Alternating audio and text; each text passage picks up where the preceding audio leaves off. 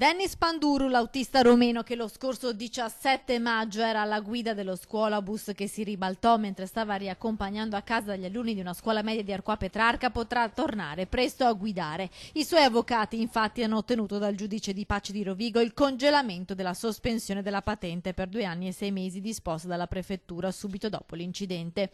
Il provvedimento di sospensione della patente non sarà in vigore dunque per tutto il periodo che servirà ad arrivare alla sentenza civile.